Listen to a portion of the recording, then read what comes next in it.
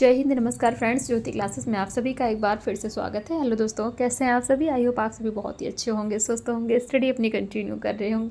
चलते हैं हमारी आज की मॉर्निंग की क्लास की तरफ। सबसे पहले सभी को सुप्रभात, गुड मॉर्निंग। फ्रेंड्स, 2 दिन से हमारी क्लास नहीं हो पाई। 2 दिन से क्या, कल की क्लास हमारी मिस थी। जी हाँ, कल की क्लास हमारी नहीं हो पाई और उसका मेन रीज़न है कि यहाँ नेटवर्क की थोड़ी प्रॉब्लम है। जैसा कि मैंने पहले भी आपको बताया था, वेदर सही नहीं चल रहा है। बारिश की वजह से आंधी भी तूफान भी आ जाते हैं, इससे नेटवर्क नहीं होने के कारण आपकी क्लास नहीं हो पाई। तो ये आप ध्यान रखिएगा, जिस दिन भी आपकी क्लास का गैप होता है तो आपको ये समझ लीजिएगा कि या तो नेटवर्क इशू होगा या फिर और कोई इसी वजह से विदाउट एनी रीज़न मैं क्लास मिस नहीं करती हूँ। आप देखते हैं संडे को भी हमारी छुट्टी नहीं होती, डेली हम पढ़ते हैं। तो कल की क्लास हमारी, आज की भी क्लास हमारी डिले है। वैसे 9:05 पे मॉर्निंग की क्लास और शाम को सेम वही 7 बजे 7:05 पे हमारी इवनिंग की क्लास होती है। बट जो है नेटवर्क के नाते सब टाइम थोड़ा मैनेजमेंट टाइम का भी नहीं है और क्लास भी आपकी नहीं हो पाई। तो आप इस चीज़ का ध्यान रखिएगा। और जैसे ही नेटवर्क आया, मैंने जस्ट क्लास बनाना स्टार्ट किया कि आपको वेट ना करना पड़े। वैसे भी कल आपका लॉस हो गया और एक मिनट ये जो है इम्पॉर्टेंट होता है। समय बहुत कीमती है, आप सभी जानते हैं। तो इस वजह से मैं सोचती हूँ कि आपका एक दिन भी लॉस ना हो। बट क्या कर सकते हैं फ्रेंड्स, विदाउट नेटवर्क हम आपसे कनेक्ट भी नहीं कर सकते हैं। तो कोई बात नहीं, ये तो चलता रहता है। 1-2 दिन गैप, अब क्या ही कर सकते हैं। तो अभी नेटवर्क आया है, मैंने आपको क्लास अभी जस्ट डाली हुई है और जिससे अभी शाम को भी देखती हूँ मैं। अगर क्लास नेटवर्क रहेगा तो ठीक है, नहीं तो अगर गैप होता है तो फ्रेंड्स प्लीज़ आप ये समझ जाइएगा कि नेटवर्क का इशू चल रहा है। कुछ दिनों से है दिक्कत। आप देखिए, पहले कभी समस्या नहीं हुई, अभी कुछ बीच में कुछ दिनों से ये दिक्कत आ रही है, बट ठीक हो जाएगा एक टाइम के बाद। तो स्टार्ट करते हैं हमारी आज की क्लास। तो क्लास स्टार्ट करने से पहले आप सभी से रिक्वेस्ट है, चैनल पर फर्स्ट टाइम विजिट किए हैं, चैनल को लाइक से सब्सक्राइब करें। अपना फीडबैक हमें दें, क्लासेस आपको कैसी लगती है और इस क्लास को हमारे जितने भी लर्नर्स हैं उन सभी के पास शेयर करें ताकि वो भी हमारे साथ जुड़ के अपनी स्टडी कंटिन्यू कर सके। तो देखते हैं आज 30 सितंबर को कौन सा दिवस मनाया जाता है। इसके साथ हम अपनी क्लास की शुरुआत करेंगे। तो 30 सितंबर को फ्रेंड्स अंतर्राष्ट्रीय अनुवाद दिवस मनाया जाता है। जी हाँ, अंतर्राष्ट्रीय अनुवाद दिवस अर्थात इंटरनेशनल ट्रांसलेशन डे के रूप में 30 सितंबर को मनाया जाता है।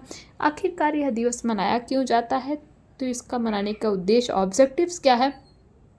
तो भाषाई विविधता को बढ़ावा देना, अनुवादकों के योगदान को सम्मान देना तथा संस्कृतियों एवं देशों के बीच संवाद एवं समझ को बढ़ावा देने के लिए हर साल 30 सितंबर को अंतर्राष्ट्रीय अनुवाद दिवस मनाया जाता है। आई होप यहाँ तक बात क्लियर होगी। अब चलते हैं अपनी क्लास की तरफ। तो आज की क्लास से फ्रेंड्स हम करेंगे क्वाशियोरकर एवं सूखा रोग का उपचार। जी हाँ, अभी हमने प्रीवियस क्लास में क्या किया था आप, तो प्रीवियस क्लास में हमारे क्वेश्चन आंसर्स की प्रैक्टिस हुई थी और वो क्वेश्चन आंसर्स की प्रैक्टिस जो हमने की थी वो किससे रिलेटेड था, जो हमने प्रोटीन की कमी से होने वाले रोग क्वाशियोरकर, मैरस्मस और मैरस्मिक क्वाशियोरकर, 3 तरह के रोग हमने पढ़े थे ना, डिफिशियंसी ऑफ प्रोटीन।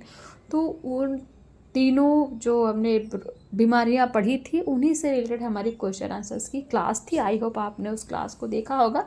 बहुत इंपॉर्टेंट क्लास है, आप जा करके देखिए, प्लेलिस्ट में आपको ईजिली मिल जाएगी। कहीं कोई आपको डाउट होता है, कहीं कोई प्रॉब्लम होती है क्लास को देखने में, तो आप कमेंट के माध्यम से पूछ सकते हैं, आपकी हर एक क्वेरी को सॉल्व किया जाएगा। तो स्टार्ट करते हैं आज की क्लास और देखते हैं क्वाशियोरकर एवं सूखा रोग का उपचार क्या है, अर्थात ट्रीटमेंट ऑफ क्वाशियोरकर एंड मैरस्मस। तो क्वाशियोरकर एवं सूखा रोग का उपचार भोजन द्वारा संभव हो सकता है, यानी कि भोजन से हम इसका उपचार कर सकते हैं। भोजन में ऊर्जा एवं प्रोटीन प्रदान करने वाले तत्वों के साथ साथ अन्य पौष्टिक तत्व भी होने चाहिए। आहार में दूध, दही, छाछ, पनीर, चीज, मांस, मछली, अंडा, दाल, हरी पत्तेदार सब्जियां, फल, अनाज आदि सम्मिलित किया जाना चाहिए। परंतु सबसे पहले यह आवश्यक है कि बच्चे की पाचन शक्ति एवं भूख बढ़ाई जाए, क्योंकि जब बालक प्रोटीन, कैलोरी को पोषण से ग्रस्त रहता है तब उसे भूख नहीं लगती है। भोजन का उपचार निम्नलिखित तरीके से किया जाना चाहिए। पहला क्या है, सबसे पहले तो बच्चे को वसा रहित दूध दिया जाना चाहिए। ऐसा दूध दिया जाना चाहिए जिसमें फैट ना हो, क्योंकि वसा युक्त दूध कठिनता से पचता है। नंबर 2, भोजन में घी, तेल, मिर्च, मसाले का प्रयोग बिल्कुल ही नहीं अथवा अल्प मात्रा में किया जाना चाहिए। अल्प मात्रा नहीं कि ना के बराबर, ताकि पाचन क्रिया में सुधार आ जाए। वसा रहित दूध में खिचड़ी, पके फल, दलिया, पका केला आदि मसल कर खिलाना चाहिए। नंबर 3, तरल पेय पदार्थ जैसे सब्जियों का सूप जो लिक्विड हो गए, तो उसमें क्या करना है, सब्जियों का सूप, मूंग की घुटी दाल है, मतलब दाल को घोट के फेंट करके, तो मूंग की घुटी दाल, फलों का रस, छाछ, दाल का पानी, चावल का पानी जो मांड होता है आदि पिलाना चाहिए। इस प्रकार वसा रहित भोजन बालक को कम से कम 3 से 4 सप्ताह तक दिया जाना चाहिए, जिसमें फैट बिल्कुल ना हो। जब बालक भोजन पचाने लगे तब धीरे धीरे भोज्य पदार्थों की मात्रा एवं गुणवत्ता अर्थात क्वांटिटी एंड क्वालिटी बढ़ाई जानी चाहिए।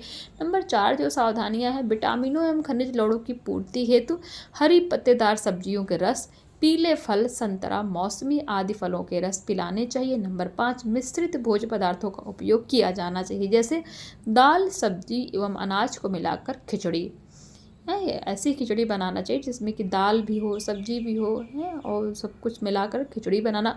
दूध, दलिया, खिचड़ी के साथ दूध या दही मिलाकर खिलाना चाहिए। नंबर 6 मैरास्मस की स्थिति में बच्चों में ऊर्जा की भी कमी हो जाती है, अतः बच्चे के प्रति किलोग्राम वजन के अनुसार उसे 140 से 150 किलो कैलोरी की आवश्यकता होती है। अतः उसकी इस मांग की पूर्ति के लिए अधिक कैलोरी युक्त पदार्थ खिलाने चाहिए।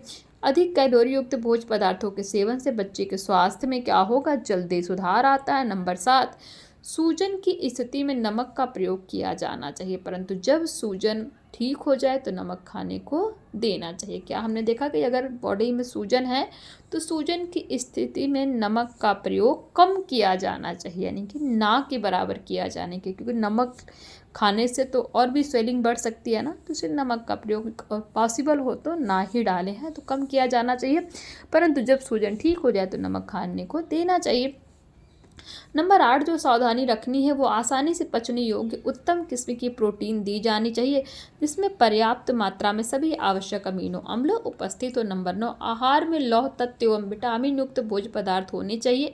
प्रोटीन कैलोरी कुपोषण की स्थिति में बच्चे क्या होते हैं, कमजोर हो जाते, उन्हें रक्त अल्पता अर्थात अनीमिया रोग हो जाता है। रक्त अल्पता को दूर करने के लिए लौह तत्व एवं फोलिक अम्ल युक्त आहार देना चाहिए। विटामिन ए की पूर्ति के लिए कॉड लिवर ऑयल, पीले फल, गाजर, टमाटर का सूप, फलों का रस आदि देना चाहिए। विटामिन ए की पूर्ति हेतु बच्चे को विटामिन ए की दवा भी पिलाई जा सकती है। बच्चे को प्रतिदिन 5000 IU यानी कि अंतर्राष्ट्रीय यूनिट विटामिन ए की ज़रूरत पड़ती है। तो ये तो हमने देखा क्या क्वासियोरकर एवं सूखा रोग का उपचार किस तरीके से किया जाता है, 9 पॉइंट में हमने देखा।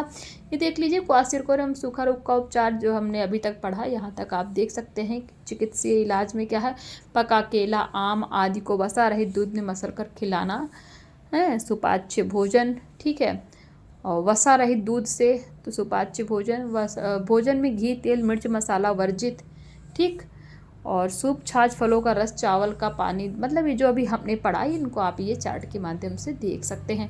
नंबर 10 है प्रोटीन ऊर्जा कुपोषण की स्थिति में बच्चे को सूजन हो जाता है। बच्चे के शरीर में पोटेशियम के एवं मैग्नीशियम Mg लवणों की कमी हो जाती है। पोटेशियम की कमी से प्रोटीन के पोषण में कमी आ जाती है, तथा बच्चे को प्रतिदिन 3 से 4 ग्राम पोटेशियम क्लोराइड तथा 0.5 से लेकर 1.00 ग्राम तक मैग्नीशियम क्लोराइड तब तक दी जानी चाहिए जब तक कि बच्चा स्वस्थ नहीं हो जाता। नंबर 11 भोजन में सुधार के साथ साथ चिकित्सीय इलाज भी आवश्यक है। बच्चे को हाथ पांव ठंडे रहते हैं, ध्यान दीजिएगा, बच्चे के हाथ पांव ठंडे रहते हैं, इसलिए बच्चे को गर्म वस्त्र पहनाना चाहिए। नंबर 12 भोजन स्वास्थ्यकर वातावरण में पकाया जाना चाहिए ताकि भोजन दूषित नहीं हो और शिशु को संक्रमण नहीं हो। बड़ों में प्रोटीन की कमी से कौन से रोग हो जाते हैं? ये तो हमने बच्चों में देखा कि बच्चों में प्रोटीन की कमी से कौन से रोग होते हैं, तो बड़ों में प्रोटीन की कमी से कौन से रोग होते हैं ये भी देख लेते हैं। रक्तहीनता यानी कि एनीमिया, ओडेमा यानी कि सूजन, रक्त में हीमोग्लोबिन के स्तर में गिरावट है, हीमोग्लोबिन का स्तर कम हो जाता है अगर बड़े लोगों में प्रोटीन की कमी हो जाती है। नंबर 4 थकान। नंबर 5 घावों का धीरे धीरे भरना। प्रायः प्रौढ़ों में प्रोटीन की कमी नहीं होती है, परंतु कई कारण ऐसे हैं जिससे उन्हें प्रोटीन की कमी हो जाती है, जैसे बार बार संक्रामक रोग हो जाने से, नंबर 2 आहार में प्रोटीन की निरंतर कमी से, नंबर 3 कट जाने, चोट लग जाने, दुर्घटना होने अथवा अत्यधिक रक्तस्राव हो जाने से, नंबर 4 ऑपरेशन होने के समय अत्यधिक रक्त बह जाने के कारण, नंबर 5 जल जाने के कारण भी बड़ों में, यानी कि जो एडल्ट लोग होते हैं, एडल्टहुड में जो पहुंच जाते हैं, यानी कि प्रौढ़ होते हैं, उनमें हो जाती है। जलने के कारण भी प्रोटीन की कमी हो जाती है। नंबर 6 प्रोटीन का अवशोषण ठीक प्रकार से नहीं होने से। ठीक, तो ये हमने देखा क्या क्वाशियोरकर एवं सूखा रोग का उपचार देखा। क्वाशियोरकर एवं सूखा रोग किसकी कमी से होता है? प्रोटीन की कमी से होता है। ठीक, और किनको होता है? ये बच्चों को होता है। यहाँ तक बात क्लियर है। और ये हमने देखा, फिर उसके बाद हमने देखा कि उनको इस रोग से बचाने के लिए कौन कौन से उपचार करने चाहिए, कुछ पॉइंट्स के माध्यम से। दिन हमने देखा अगर बड़े लोगों में प्रोटीन की कमी हो जाती है, या किन कारणों द्वारा होती है बड़े लोगों में प्रोटीन की कमी, तो वो हमने देखा है। फिर हमने देखा कि जो प्रौढ़ होते हैं उनमें प्रोटीन की कमी किन कारणों से होती है। तो ये सारी चीज़ें हमने डिस्कस की। आई होप आज की क्लास आपको समझ में आई होगी। कहीं पे कोई डाउट रह जाता है किसी वर्ड, किसी सेंटेंस में, तो आप कमेंट के माध्यम से पूछ सकते हैं। आपकी हर एक क्वेरी सॉल्व की जाएगी। मिलते हैं हमारे नेक्स्ट क्लास में एक न्यू टॉपिक के साथ। तब तक के लिए जय हिंद, नमस्कार। हंसते रहिए, मुस्कुराते रहिए, एक दूसरे की हेल्प करते रहिए। धन्यवाद।